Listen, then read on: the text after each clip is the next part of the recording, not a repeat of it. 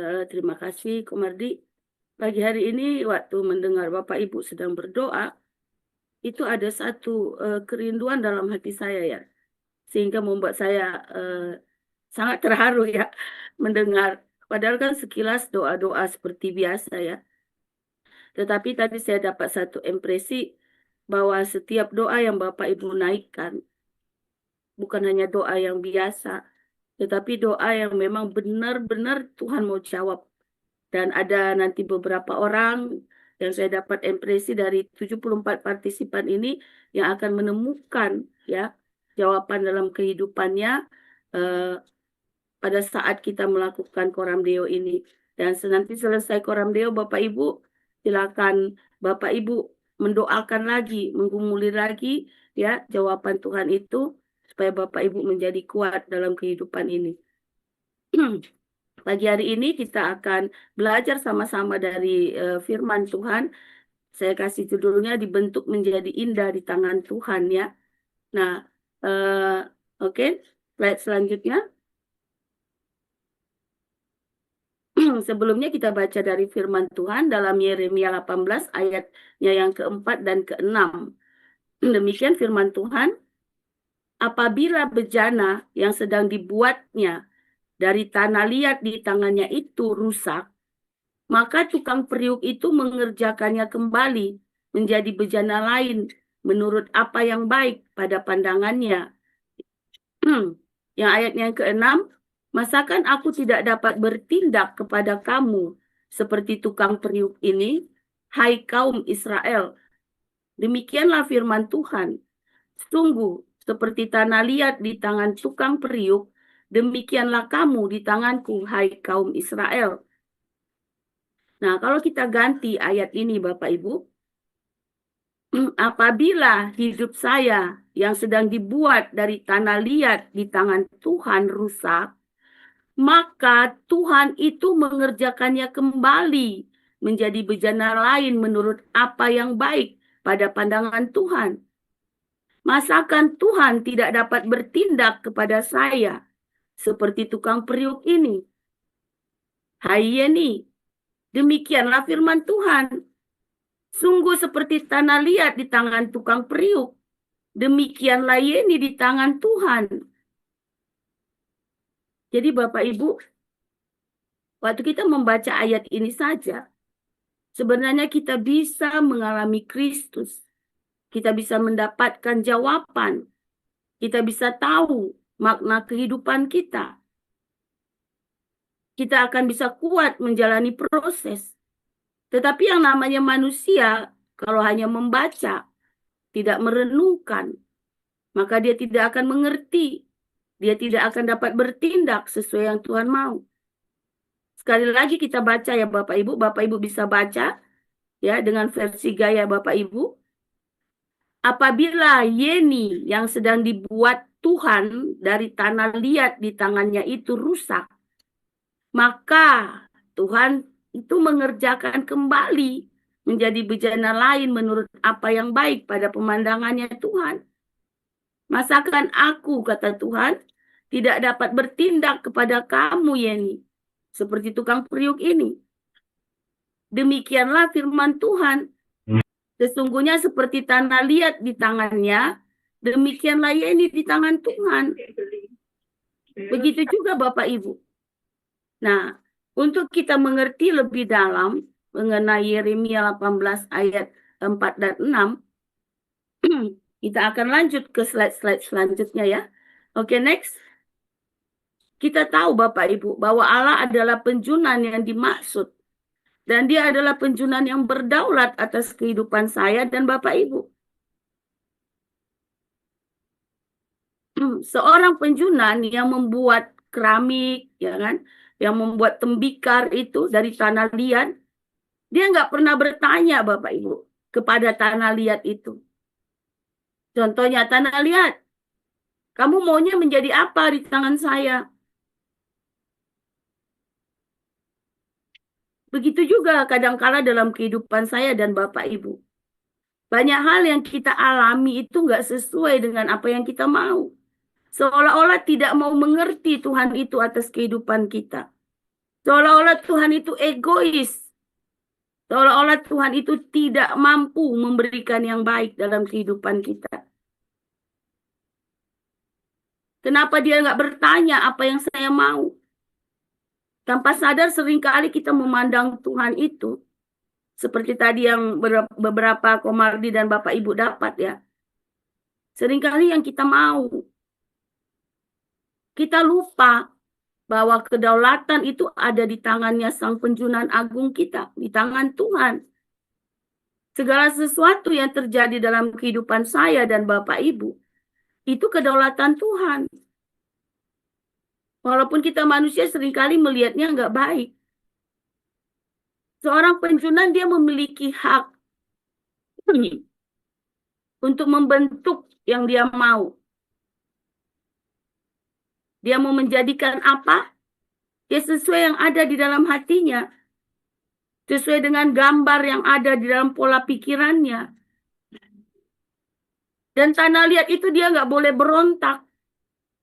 Saya nggak mau dijadikan Gucci. Saya nggak mau dijadikan pot bunga. Tanah liat itu dia harus pasrah Bapak Ibu. Seperti kita dengan Tuhan. Terserah Tuhan mau membentuk kita seperti apa. Dan kadang-kala nggak enak Bapak Ibu. Tanpa sadar seringkali kita berkata, Tuhan pakai hidup saya menjadi orang yang bisa memberkati orang lain. Tapi saat proses terjadi dalam kehidupan kita, kita bilang Tuhan lewatkan penderitaan ini, lewatkan masalah ini seperti Ibu Lis tadi. Ya kan? Nggak melakukan apa-apa, tetapi difitnah, tetapi dikatain. Hatinya luka, hatinya sakit. Itu bagian daripada tanah yang dibentuk di tangan Tuhan, Bu Lis. Tuhan sedang membentuk kehidupan Anda. Sehingga Anda bisa memiliki belas kasihan dan mengampuni. Tuhan memakai kehidupan Bu Lis lewat penderitaan fitnah. Supaya Bu Lis bisa menemukan arti pengampunan. Dan bisa mempraktekkannya. Yang kedua, Bapak Ibu. Tuhan sering kali mengizinkan kehidupan kita sedang tidak baik-baik saja. Kita berkata, Tuhan berkati saya. Tapi ya Tuhan, saya mau berkatnya yang seperti ini. Satu kali saya melayani seorang pemudi yang cukup berumur. Dan dia tanya kepada saya, Bapak Ibu. Bu Yeni, menurut Bu Yeni, mengapa sampai hari ini saya tidak menemukan pasangan hidup? Dan saya lihat Bapak Ibu, ibu ini dia memiliki posisi jabatan di dalam perusahaan tempat dia bekerja lumayan tinggi. Secara ekonomi dia mapan. Secara fisik dia cukup menarik. Baik fisik tubuhnya, ya kan? Maupun dalam dia bertutur kata sangat lembut.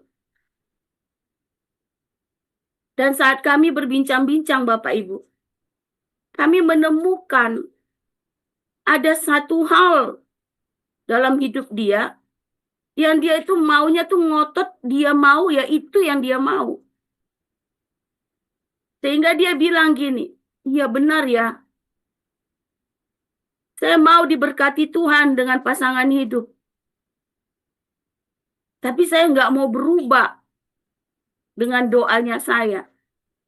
Dia berdoa minta pasangan hidup yang tipenya A, B, C, D, E, F, G, dan seterusnya. Dan itu proses itu terjadi sekian tahun yang lalu ya. Kurang lebih 3-4 tahun yang lalu Bapak Ibu. Dan di akhir tahun yang kemarin 2025, ibu ini menikah Bapak Ibu. Di usianya yang ke-40. Dia menemukan pasangan hidupnya itu orang Malaysia. Itu bertolak belakang dengan yang dia mau. Karena dia anak tunggal, dia berdoa kepada Tuhan, saya minta pasangan hidup, intinya yang ada di Jakarta. Supaya saya bisa bersama-sama dengan orang tuanya saya. Tapi Tuhan nggak mau yang seperti itu. Malah Tuhan mengirimkan orang dari Malaysia, rekan bisnis di perusahaan mereka. Dan itu orang yang sudah lama dia kenal, Bapak Ibu. Yang nggak ada dalam pikiran dia akan berpasangan dengan orang itu. Dan dia melewati sekian tahun dalam penantian. Orang tuanya menekan dia dan segala macam. Setiap kali katanya ada teman di perusahaan mereka, keluarga besar mereka, ponakannya dan segala macam menikah. Dia merasa tidak enak hati, dia merasa tidak nyaman karena orang bertanya tentang dirinya. Kapan? Kapan? Dan dia selalu datang kepada Tuhan dengan air mata. Tapi dia mau ngotot juga dengan apa yang dia mau. Puji Tuhan dia menemukan Bapak Ibu. Bahwa Tuhan membentuk kehidupan dia. Termaksud tentang pasangan hidupnya. Itu sesuai yang Tuhan mau. Bukan yang dia mau. Dan sebelum dia menemukan pasangannya itu Bapak Ibu. Tuhan banyak sekali mengubah hal-hal dalam hidup dia. Yang tadinya kelihatan dari luar kalau kita baru kenal sekilas. Dia sangat lemah lembut. Padahal sebenarnya dia seorang yang keras hati. Dan Tuhan mengubah kekerasan hatinya. Dan kapan dia tahu kenapa Tuhan memproses dia sampai umur 40 baru menikah. Karena dia seorang yang keras hati. Dan begitu dia menemukan pasangannya. Pasangannya itu seorang yang sangat lembut hatinya terhadap orang lain, jiwa-jiwa. Terutama jiwa-jiwa Bapak Ibu. Seandainya dia ngotot dalam proses sebelum 40 tahun. Dalam penantian itu. Bisa jadi dia menemukan pasangannya yang dia mau. Tapi karena dia mengucap syukur terima kasih Tuhan. Dia berserah penuh kepada Tuhan. Dia menemukan dalam 3 tahun terakhir penantiannya itu Bapak Ibu.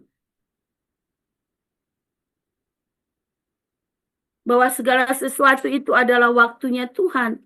Dan dalam waktu itu dia harus membenahi diri. Karena dia mengerti akan itu. Ya Tuhan tahu dia udah siap. Dan Tuhan berikan kepada dia pasangan yang tepat. Mungkin ada cerita-cerita lain dalam kehidupan Bapak Ibu. Di mana Tuhan adalah penjunan yang berdaulat dalam kehidupan Bapak Ibu dan saya. Oke, next. Selanjutnya. Tentunya untuk menghasilkan sebuah akhir yang indah, yang bagus Bapak Ibu. Ada beberapa proses tahapan pembentukan. Tahap pertama pemilihan tanah. Tidak semua tanah dipakai itu Bapak Ibu. Kita harus memilih. Artinya apa? Saat Tuhan memilih kehidupan Bapak Ibu dan saya, itu sesuai dengan pandangannya dia. Waktu tanah dipilih Bapak Ibu. Di situ ada kerikil-kerikil, ada batu-batu kecil. Ada serpian-serpian kayu.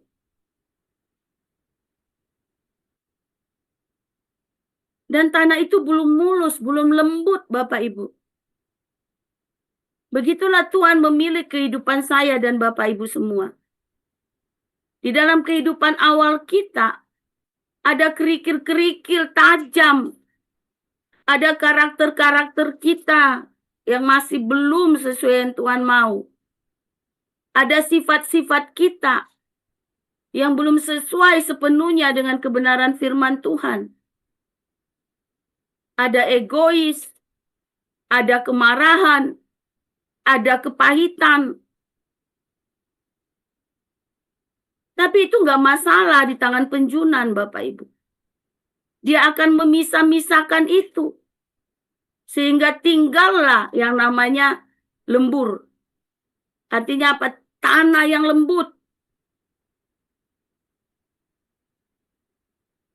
Yang bisa dipegang, nggak lagi membuat tangan penjunan menjadi sakit karena ada hal-hal lain yang kasar di dalamnya.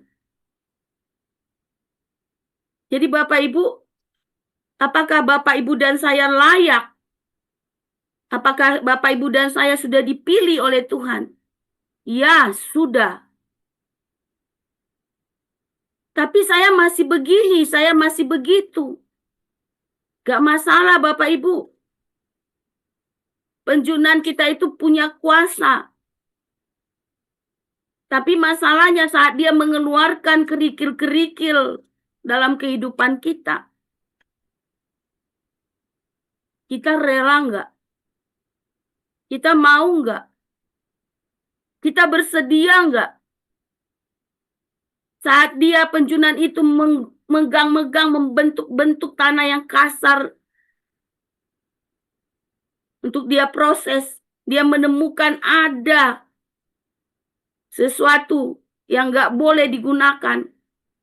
Ambisi kita, keegoisan kita, kemarahan kita, dan segala macam. Dan dia buang, dia keluarkan dari hidup kita. Sakit nggak? Sakit Bapak Ibu. Sesuatu yang kita suka, yang kita nyaman, dan kita disuruh berubah. Nggak gampang Bapak Ibu. Tetapi ingat, kita sudah dipilih oleh Tuhan. Dia mau pakai hidup saya dan Bapak Ibu. Bukan karena kita layak, tetapi oleh karena kasih karunia-Nya yang berkenan atas hidup kita. Tapi kenapa sesudah Tuhan memilih, rasanya sakit mengikut Tuhan? Rasanya nggak enak, nggak nyaman ya. Enakan ikut dunia ya. Ikut Tuhan nggak boleh begini, nggak boleh begitu. Ingat Bapak Ibu prosesnya tadi. Kita dipilih bukan berarti kita langsung indah Bapak Ibu. Ada proses-proses dan tahap-tahap selanjutnya. Oke, next. Seperti kita tahu bahwa tanah itu tidak punya kuasa untuk membentuk dirinya sendiri. Yang membentuk adalah Sang Penjunan, yakni Tuhan kita Yesus Kristus. Dia membentuk kehidupan saya dan Bapak Ibu untuk dia gunakan menjadi satu tujuan. Tujuan yang bagaimana? Masing-masing kita berbeda Bapak Ibu. Tukang periuk membentuk tanah liat sesuai keinginannya. Jika ia membentuk sebuah gelas, maka gelas itu digunakan untuk minum. Jika dia membentuk tanah liat itu menjadi sebuah pot atau vas, maka pot itu harus digunakan untuk tempat tanaman. Kalau jadi vas yang indah, dia akan dikasih kembang di situ untuk dipajang di meja. Bisa digunakan untuk yang lain, bisa. Tapi tidak pada fungsinya. Makanya jangan heran, seringkali apa yang Tuhan mau berbeda dengan apa yang kita mau. Tuhan sudah membentuk hidup kita menjadi vas bunga, tapi kita ngotot mau jadi gelas. Bisa vas digunakan buat minum, bisa Bapak Ibu. Tapi tidak estetik. Tapi tidak pada tempatnya. Orang lain melihat kita seolah-olah aneh. Jika penjunan membentuk tanah liat itu menjadi sebuah pajangan keramik, maka pajangan keramik itu akan digunakan untuk memperindah ruangan. Dia nggak boleh dibawa-bawa pergi kemana-mana. Seringkali dalam hidup kita Tuhan sudah menjadikan kita indah. Tetapi kita pamer sana-sini dengan keangkuhan rohani kita. Hebat ya Yeni ya. Wah kita senang tuh dipuji-puji orang. Padahal fungsi kita bukan seperti itu Bapak Ibu.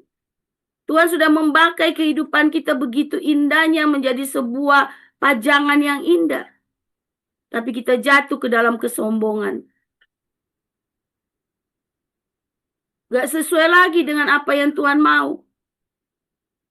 Sehingga terjadi yang namanya pergumulan demi pergumulan dalam kehidupan kita Bapak Ibu. Ingat kehidupan saya dan Bapak Ibu mempunyai satu tujuan yang spesial Bapak Ibu. Yang spesifik. Bagaimana Tuhan membentuk tanah liat Mardi menjadi Komardi adanya hari ini. Tuhan pakai dalam bidang A. Tuhan membentuk kehidupan saya. Tuhan pakai saya di bidang B.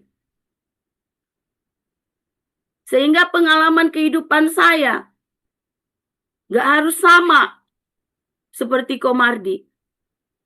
Kalau saya mau sama seperti dia, jangan heran saya akan mengalami pergumulan masalah demi masalah. Karena kita coba keluar dari maksud tujuan. Hari ini coba temukan Bapak Ibu dalam kehidupan kita masing-masing. Sudahkah kita memenuhi maksud dan tujuan Tuhan dalam kehidupan kita? Atau kita masih mau mengatur-ngatur Tuhan sesuai apa yang kita mau? Atau kita membanding-bandingkan kenapa saya tidak seperti si A, seperti si B? Ingat, Tuhan sedang membentuk, mengeluarkan kerikil-kerikil dalam kehidupan saya dan Bapak Ibu. Mengeluarkan serpian-serpian kasar. Supaya tidak melukai Tuhan. Supaya tidak membuat Tuhan sedih. Supaya tidak menjadikan tangannya itu luka saat dia membentuk kita Bapak Ibu. Relakah kita Bapak Ibu untuk memenuhi maksud dan tujuan Tuhan dalam kehidupan kita? Bersediakah kita menyerahkan diri kita ini untuk dia memproses kita Bapak Ibu? Next. Tahap 2, penghancuran tanah. Tanah itu saya lihat di satu tayangan ya. Nggak langsung begitu diambil, dikerok dari bumi gitu ya. Langsung dibentuk. Enggak. Sesudah dia dikeluarkan kerikil-kerikilnya tadi, dia dikasih air Bapak Ibu. Dilihat dari tingkat kelembapannya gitu ya. Dia akan diaduk, ditijak-tijak. Akan yang lebih modern dimasukin ke alat, diputar seperti itu ya. Supaya dia homogen, menyatu gitu loh Bapak Ibu. Dan teksturnya menjadi halus. Bahkan saya melihat ada tanah yang pasir, masih bentuk kasar pasir gitu, diayak terlebih dulu. Diambil yang halusnya. Digoyang sana, digoyang sini Bapak Ibu. Seandainya kita mengibaratkan itu proses kehidupan kita. Betapa nggak enaknya saat dihancurkan. Betapa nggak enaknya saat hidup kita diayak, disaring sama Tuhan Bapak Ibu. Lalu dimasukkan air.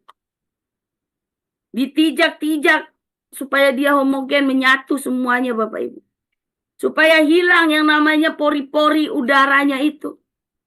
Karena kalau masih ada gelembung-gelembung udara di dalam celah-celahnya, nanti saat dia diproses, dia akan gampang retak.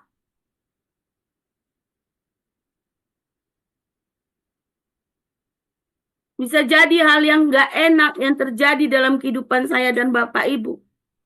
Itu adalah proses Tuhan menghancurkan ego kita, kesombongan kita, dosa-dosa yang mengikat kita, Bapak Ibu. Tanpa kita dihancurkan, dibentuk menjadi homogen, menyatu. Nggak lagi ada celah buat rongga-rongga udara, Bapak Ibu. Buat celah-celah, kita jatuh lagi. Tanpa proses itu, Bapak Ibu, tidak akan ada yang namanya pembentukan selanjutnya. Saat kita berontak, saat kita nggak mau, saat kita keluar dari proses dihancurkan dan diremukkan ini, Bapak Ibu, maka kita tidak akan bisa dibentuk. Nah, disinilah seringkali kita gagal. Kita lari. Kita bersungut-sungut. Kita marah. Dengan kata lain, kita nggak mau untuk dihancurkan, untuk dibentuk ulang. Apakah tahap ini, Bapak Ibu, sedang kita alami hari ini? Relakan diri kita. Cari Tuhan lewat kebenaran firman-Nya. Dapatkan konfirmasi demi konfirmasi dari para leader kita. Orang tua rohani kita, rekan kompak sepakat kita, dan segala macam, Bapak Ibu. Supaya kita bisa mengucap syukur, supaya kita bisa tunduk dan taat. Wah, ternyata ini maksud Tuhan. Kita menemukan supaya tahap penghancuran tanah ini menjadikan dia homogen, menjadi satu, menyatu tanpa celah, rongga-rongga, gelembung dan udara itu, Bapak Ibu. Kita bisa mengucap syukur. Oke, next.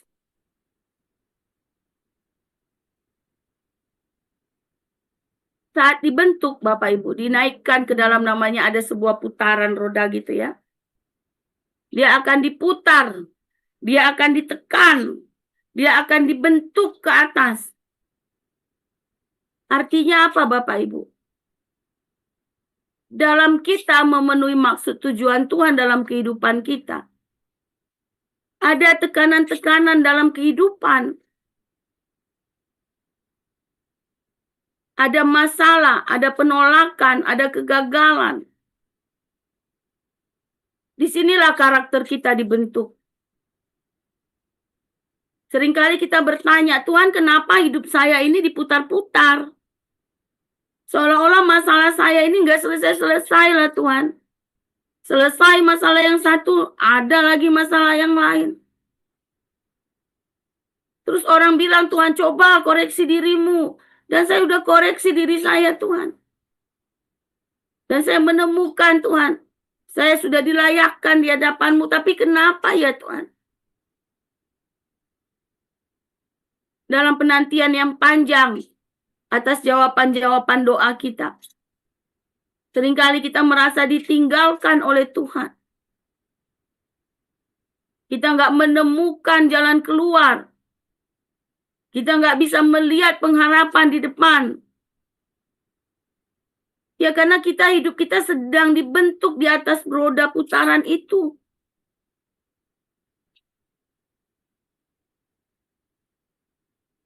Kita harus nikmati Bapak Ibu. Setiap proses dalam kehidupan kita, setiap masalah, penolakan, kegagalan.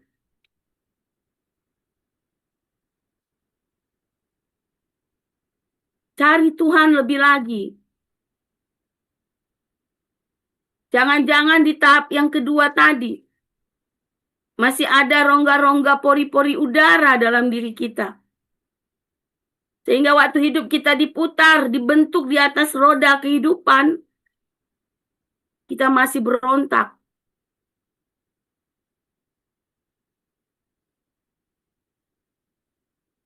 Melekat kepada Tuhan. Lebih sungguh lagi.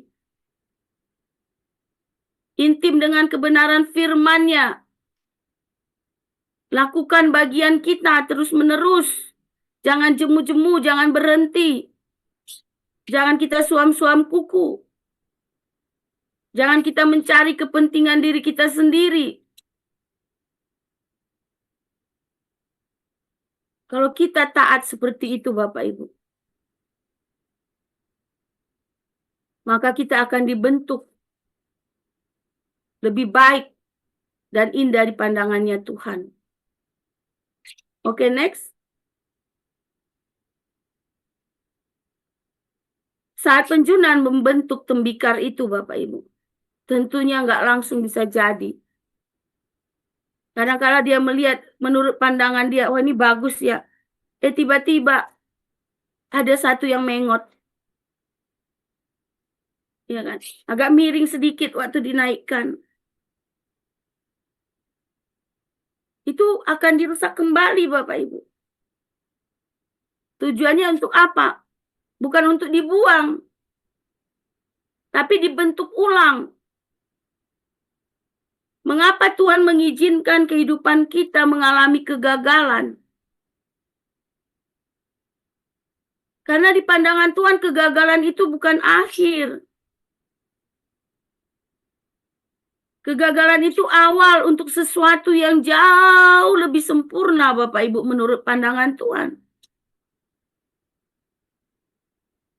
Saat saya dan Bapak Ibu gagal merespon, saat saya dan Bapak Ibu gagal hidup menurut maksud tujuan Tuhan, dia nggak buang kita.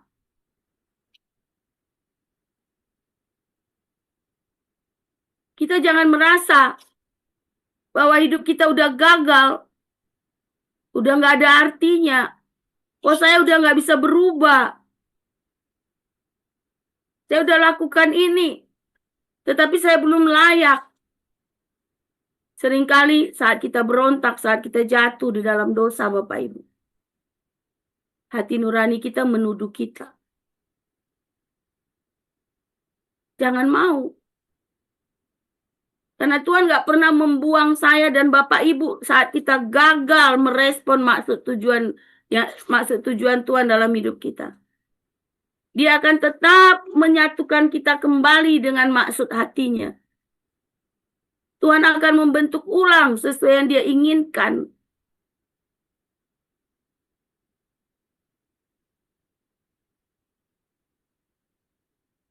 Seringkali kita lari dalam proses pembentukan ulang ini, Bapak Ibu. Kita kecewa, kita marah. Saya sudah begini, saya sudah begitu. Tetapi kenapa masih begini, masih begitu?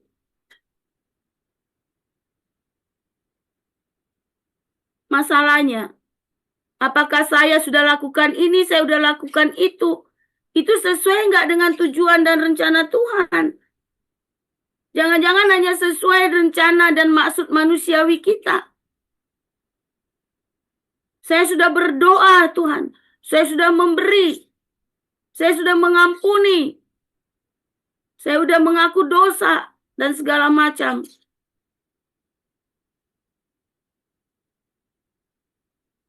Tapi apakah itu untuk kepentingan kita? Semata-mata, Bapak Ibu. Kita melakukan, kata firman Tuhan, lakukanlah segala sesuatu seperti untuk Tuhan, bukan untuk manusia. Saya mengampuni supaya orang lain melihat saya dewasa rohani dan segala macam. Saat kita merespon yang salah, kita tidak akan pernah menemukan, Bapak Ibu, jawaban atas tujuan dan rencana Tuhan dalam proses kehidupan kita. Jadi kebenarannya di sini, Tuhan tidak pernah membuang kehidupan kita yang gagal. Tuhan tidak pernah meninggalkan kehidupan kita. Walaupun ada masalah demi masalah, Dia ada di situ untuk membentuk ulang kehidupan saya dan Bapak Ibu. Oke, next. Pembakaran, wah ini yang nggak enak nih ya. Pembakaran pasti dimasukkan ke dalam api. Api itu artinya panas. Apa yang hari ini Bapak Ibu menjadi ujian iman dalam kehidupan Bapak Ibu dan saya? Apakah mengenai pekerjaan, mengenai rumah tangga, mengenai pelayanan, mengenai hubungan dengan sesama? Api itu bukan untuk menghancurkan si tembikar yang sudah dibentuk tadi, tetapi untuk menguatkan Bapak Ibu, supaya mengalami proses yang namanya penyempurnaan. Seringkali kita udah menang dalam hal-hal tertentu dari kebenaran firman Tuhan. Tetapi seolah-olah kita tak ditarik kembali, ada satu kekuatan yang menarik kita untuk jatuh kembali ke dalam dosa. Dan kita bergumul lagi Bapak Ibu. Bergumul lagi. Dan rasanya nggak enak. Untuk kita tetap di dalam proses pembakaran, kita harus tahan ujian.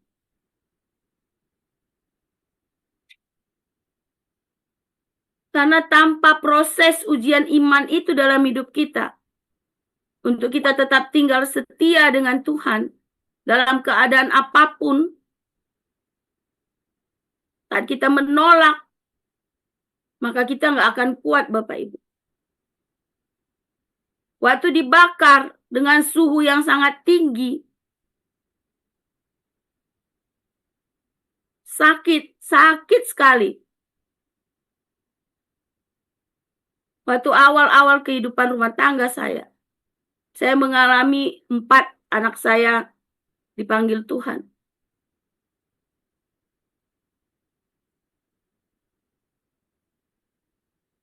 Saya mengalami yang namanya 8 tahun pendarahan karena ada tumor dalam rahim saya.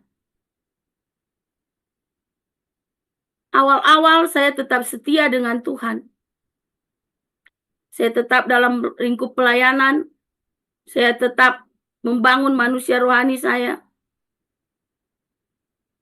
Tapi pada saat anak saya yang terakhir, yang keempat itu, adiknya Nael,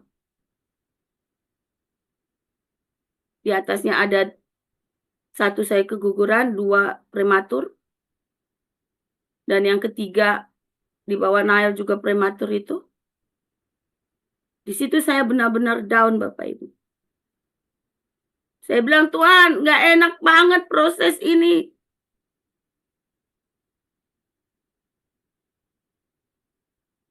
Kurangnya saya apa Tuhan? Saya mulai bertanya sama Tuhan. Dan Tuhan bilang, saya sedang membentuk engkau di dalam api. Apakah engkau mau rusak? Apakah engkau mau retak dalam tahap ini? Dan saya bilang sama Tuhan, enggak Tuhan. Saya enggak mau retak. Saya enggak mau menjadi pahit. Saya enggak mau menjadi kecewa dengan engkau. Dan singkat cerita, kami suami istri melewati proses ini. Dan kami menang Bapak Ibu. Dan ternyata saat selesai dalam ujian iman ini, Tuhan mengirimkan banyak sekali orang-orang yang mengalami kasus yang sama seperti kami. Mereka bisa melihat betapa indahnya Tuhan membentuk di dalam api. Nanti di sesi-sesi selanjutnya saya akan menggali mengenai makna rohani dari ujian api ini Bapak Ibu ya. Dan kami bisa keluar dari api itu. Kami ada hari-hari ini dalam pelayanan suami istri. Karena melewati tungku api ini Bapak Ibu. Mengapa harus melewati api? Supaya kita menjadi kuat dalam iman kita. Supaya kita menjadi keras dan tidak gampang Bapak Ibu. Untuk dihancurkan dari luar. oleh godaan-godaan, oleh ambisi, nafsu, hawa nafsu, dan segala macam. Dan kalau tanpa proses pembakaran menjadi keras, keramik itu ya, dia nggak akan bisa nanti diamplas lagi ulang. Sampai dia benar-benar halus. Supaya sisa-sisa daripada kerak-kerak pembakaran itu masih kasar, diamplas ulang Bapak Ibu. Kalau nggak lewat dari ujian ini Bapak Ibu, pembakaran ini, hal yang nggak enak ini, kita nggak bisa diamplas menjadi halus untuk memuliakan Tuhan.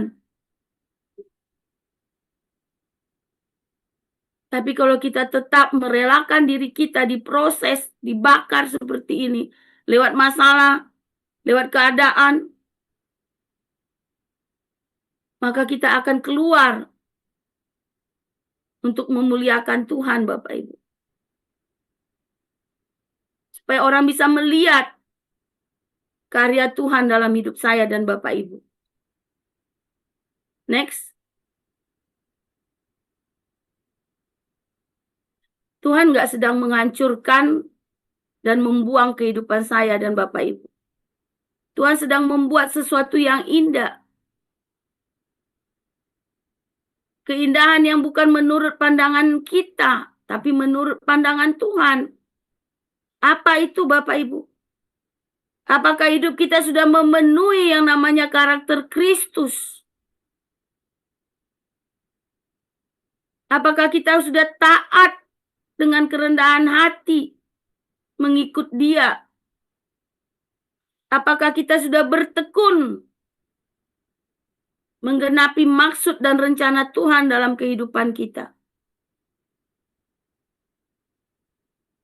Karena tujuan akhir Tuhan menjadikan kita indah di dalam tangannya Bapak Ibu. Dalam kehendaknya, dalam proses pembentukannya.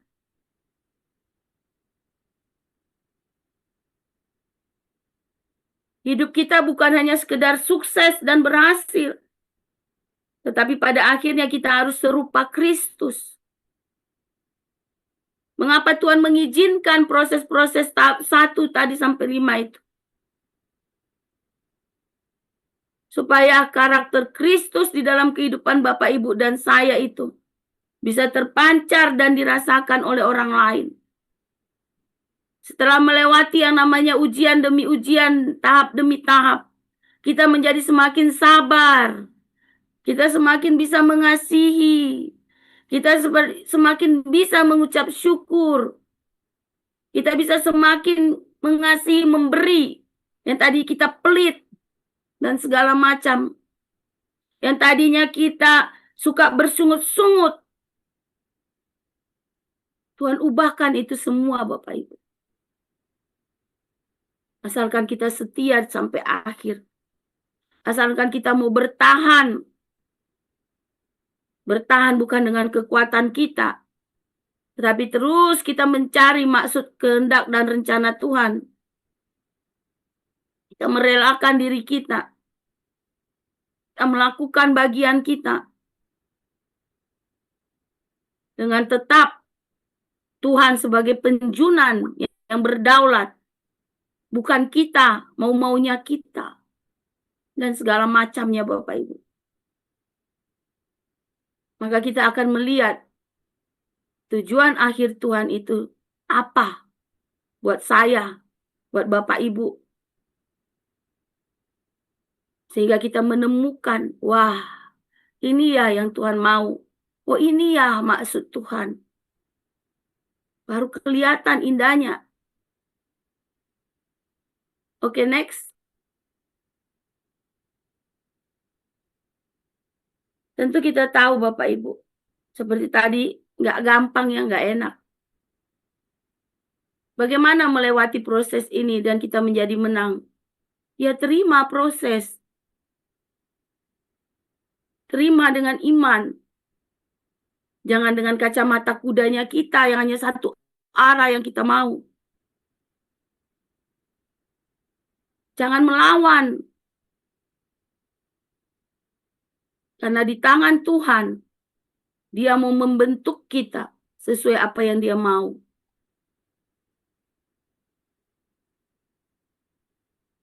Tetap dekat dengan Tuhan. Tetap tekun berdoa. Intim dengan firman-Nya. Karena itu satu-satunya Bapak Ibu yang bisa menolong kita tetap fokus kepada maksud tujuan Tuhan.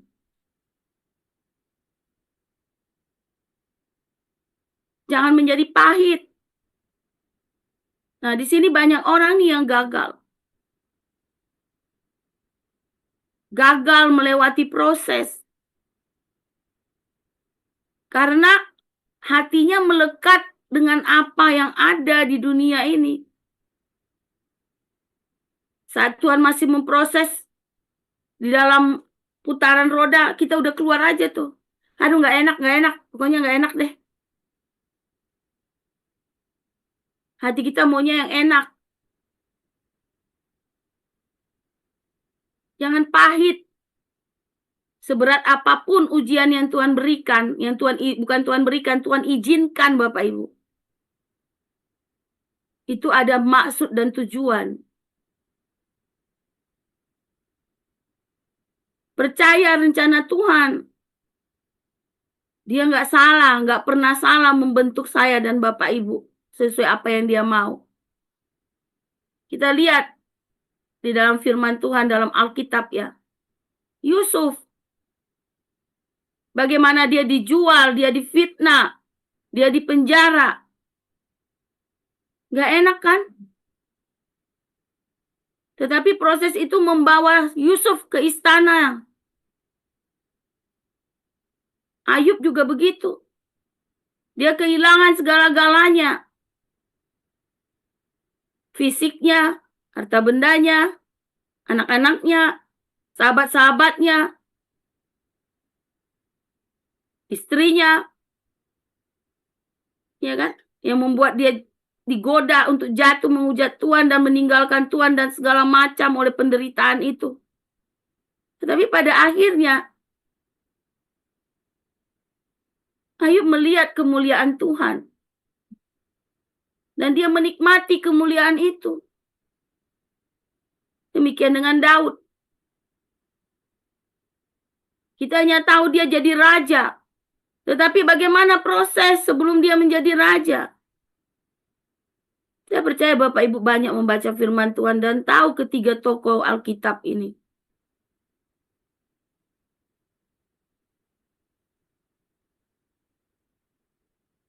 Dan kita mau sama seperti mereka. Kita melewati setiap proses dan tahapan-tahapan yang gak enak dalam hidup kita ini.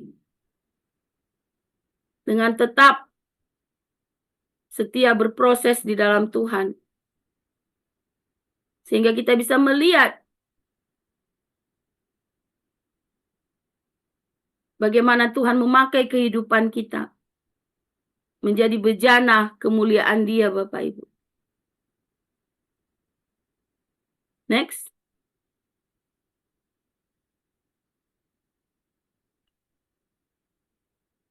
Kalau kita aplikasikan dalam hidup kita ya Bapak Ibu hari-hari ini. Coba sambil kita renungkan. Kita sedang mengalami apa hari ini? Tekanan berat, yang sangat berat apa yang kita alami?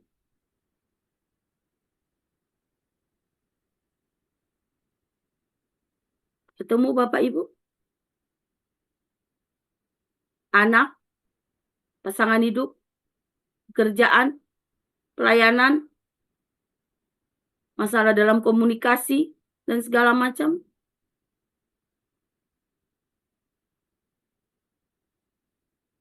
Ingat ya, bahwa kita bukan sedang dihancurkan untuk dibuang oleh Tuhan. Tetapi Tuhan mengizinkan semua itu untuk kita dibentuk. Asalkan kita tetap tinggal setia dengan Tuhan. Kita mau melewati itu dengan terus melekat kepada firman-Nya. Sehingga pada akhirnya kita akan menjadi indah di tangannya Tuhan, Bapak Ibu. Oke, next.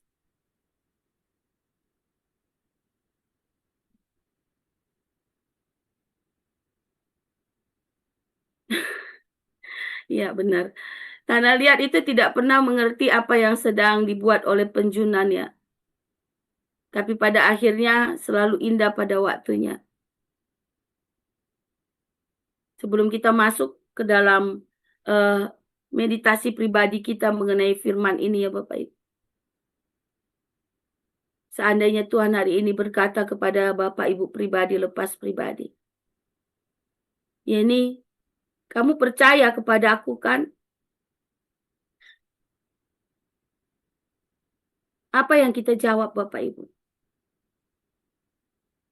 Tentu kita akan berjawab, saya percaya Tuhan. Ya, kamu harus percaya dengan saya.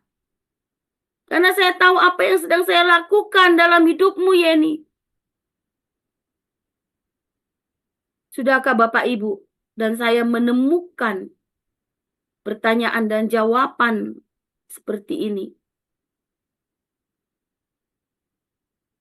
Kalau belum, temukan. Sehingga kita bisa menjawab, ya Tuhan, saya percaya kepadamu walaupun saya harus melewati tahapan-tahapan proses yang gak enak ini. Karena Engkau tahu Tuhan, Engkau sedang membentuk apa dalam hidup saya. Saya nggak tahu Tuhan, tapi saya mau tetap percaya dengan maksud-Mu, dengan proses-Mu dalam hidup saya Tuhan. Temukan hal-hal yang seperti ini Bapak Ibu. Oke, next.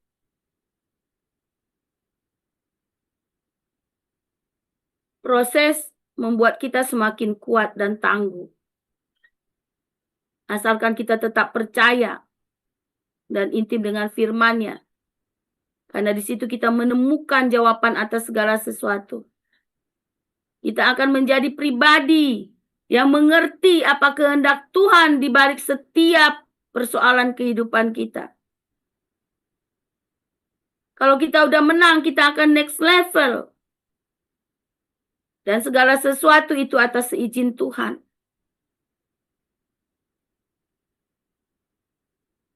Tidak ada pelajaran Bapak Ibu yang lebih baik dibandingkan dengan sekolah kehidupan kita. Untuk membuat kita semakin siap dalam menjalankan tugas yang lebih besar yang Tuhan telah sediakan bagi kehidupan saya dan Bapak Ibu. Disitulah nanti kita akan dipakai menjadi bejana yang memuliakan Tuhan. Saya percaya Bapak Ibu, kita semua akan mencerminkan itu. Akan memuliakan Tuhan dalam kehidupan kita. Kita akan menjadi saksi yang hidup. Betapa rancangan dan rencana Tuhan itu indah dalam hidup kita. Dan keindahan itu akan kita pancarkan untuk dinikmati oleh orang lain. Sehingga mereka memuliakan Tuhan juga. Next.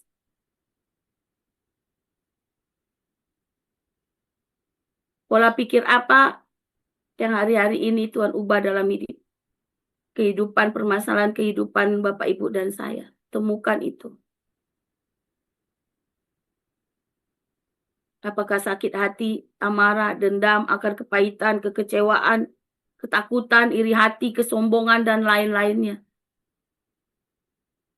Tuhan sedang mengambil itu dari kehidupan kita, Bapak Ibu. Dia sedang mengeluarkan itu. Makanya kita rasa sakit. Dia sedang menyembuhkan saya dan Bapak Ibu. Dia sedang membersihkan hal-hal yang gak dia mau yang ada dalam hidup kita. Relakan. Jangan pertahankan. Supaya kita dibentuk semakin indah, semakin indah. Bukan hanya menjadi vas yang biasa, tetapi yang dicat dengan warna-warni yang indah. yang diukir, ada ukiran-ukirannya.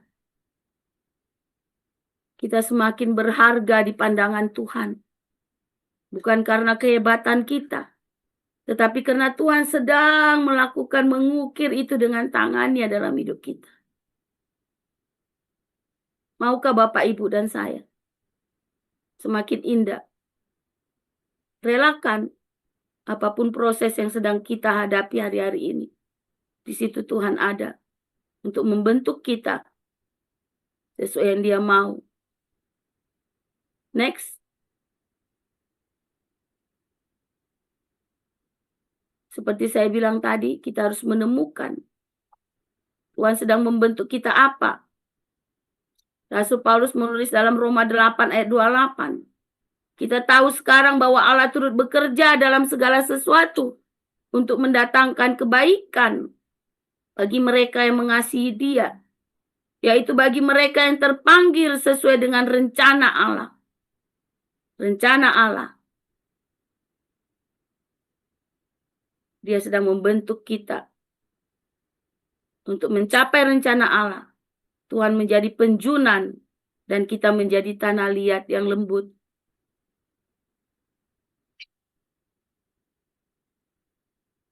Sebelum saya akhiri ya Bapak Ibu, saya mau menyampaikan satu cerita kepada kita ya.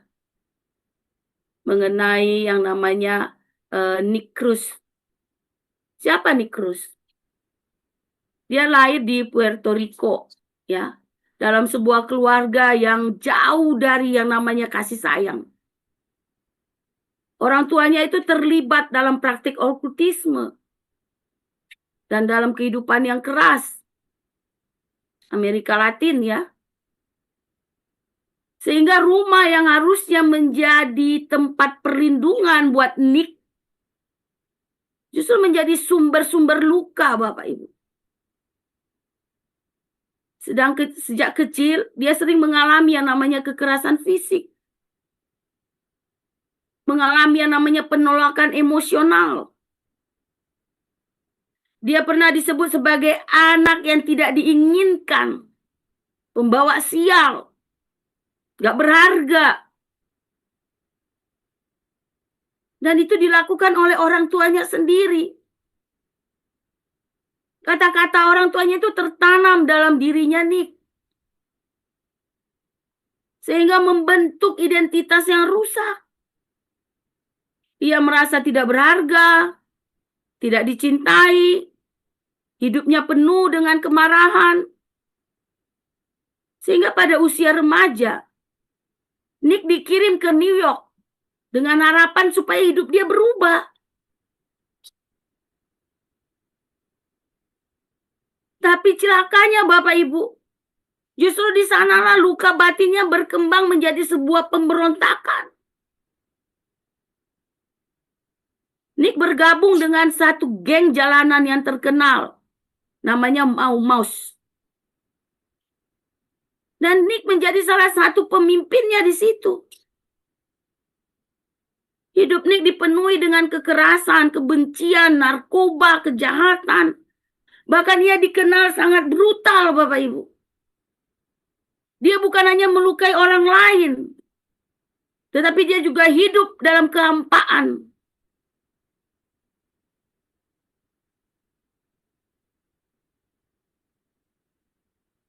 Secara rohani dan moral, pesan yang kita dapat. Hidup Nick benar-benar seperti tanah liat yang dihancurkan, dibentuk.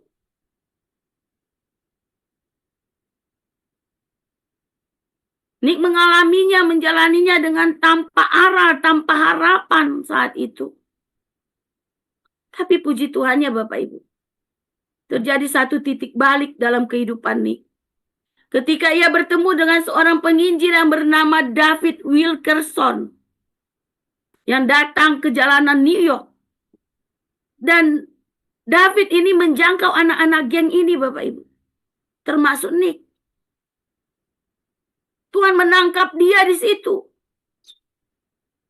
Untuk dia mengalami tahap demi tahap yang tadi kita udah bahas Bapak Ibu.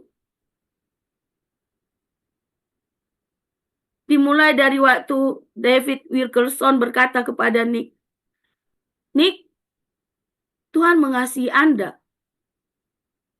Tapi apa respon Nick saat itu? Dia marah dan menantang David. Dan bahkan Nick mengancam akan membunuh David. Apaan lu bilang Tuhan mengasihi gue? Lu gak lihat hidup gue begini? Udah hancur. Tapi apa respon Wilkerson saat itu, Bapak Ibu? Dia tetap berkata, kamu bisa membunuh saya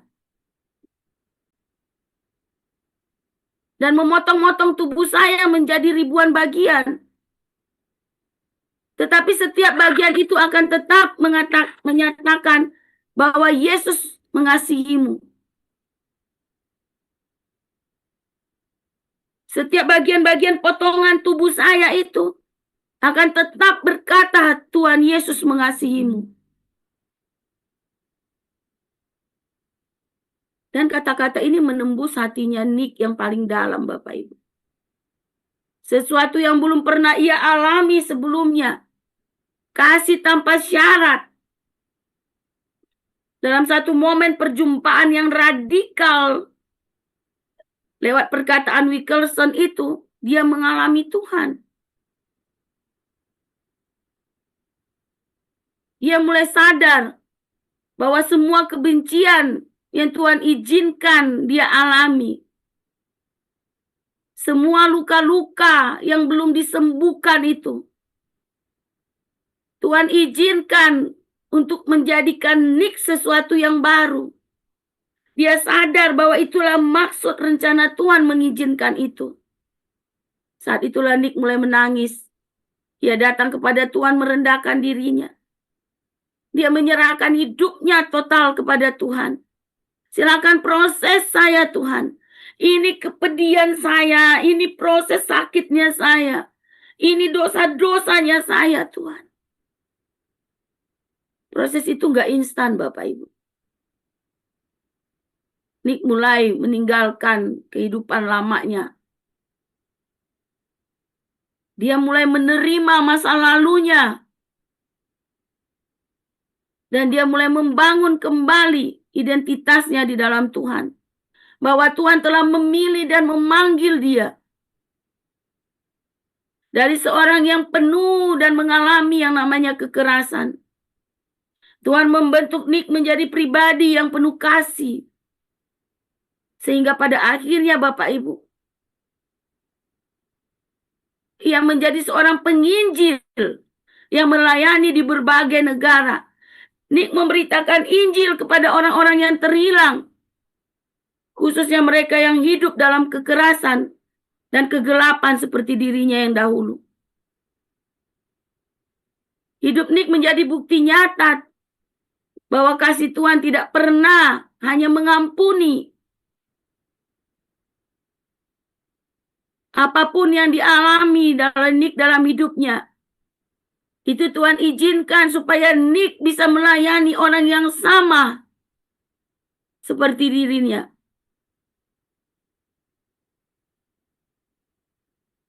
Tuhan gak membuang Nick. Dan Nick juga menyerahkan total hidupnya dalam proses-proses di mana Tuhan membentuk dia. Sampai pada akhirnya Nick menjadi seorang penginjil. Dia banyak bergerak menginjili orang-orang di penjara. Orang-orang yang hidup dalam kekerasan dan segala macam. Tuhan sudah memproses. Tuhan sedang memulihkan. Tuhan sudah membentuk ulang kehidupan Nick. Yang paling rusak sekalipun. Menjadi alat kemuliaannya. Demikian juga dengan kehidupan Bapak, Ibu, dan saya. Proses apa? Temukan. Supaya kita tahu. Ini maksud Tuhan. Sehingga kita bisa dipakai. Menjadi bejana bagi kemuliaan Tuhan. Mari kita berdoa Bapak Ibu. Bapa di surga, ini kami. Apapun yang kami alami hari-hari ini Tuhan. Kami yakin dan percaya. Saat Engkau memulihkan. Saat Engkau memproses, membentuk kehidupan Nick Tuhan. Dia tidak melawan. Dia berserah penuh kepadamu. Dia terus mencari maksud rencanamu. Dia terus melakukan bagian dia, Tuhan. Dengan taat dan bertekun dengan firman-Mu. Sehingga dia menemukan jawaban-jawaban kehidupan. Demikian juga kami, Tuhan. Hal-hal yang tidak enak yang kami alami. Persoalan-persoalan kehidupan kami. Kami mau bertekun bersama dengan Engkau, Tuhan. Kami relakan diri kami. Untuk dibentuk, untuk diproses, Tuhan. Dalam sakit yang kami rasakan. Dalam rasa nyeri, perih dalam kehidupan ini yang kami alami. Kami mau tetap percaya, Tuhan. Engkau sedang membentuk kami menjadi lebih indah lagi. Semakin indah lagi, Tuhan. Dan kami, Tuhan, merelakan diri kami yang telah dibentuk ini, Tuhan, untuk dipakai menjadi bejana kemuliaan nama-Mu. Kami mau memancarkan itu, Tuhan, kepada banyak orang. Sehingga banyak orang mengalami Kristus lewat kehidupan kami. Terima kasih, Tuhan. Kami sudah menerima semua berkat jasmani rohani dalam proses-proses pembentukan ini. Untuk kami semakin mengucap syukur. Supaya kami semakin memuliakan nama-Mu, Tuhan. Terima kasih, Bapa. Terima kasih buat semua proses ini. Buat semua berkat-berkat yang kami sudah terima. Dan kami kembalikan segala pujian, syukur, hormat kami hanya kepada Yesus Kristus Tuhan. Haleluya. Amin. Waktu selanjutnya saya serahkan kepada host.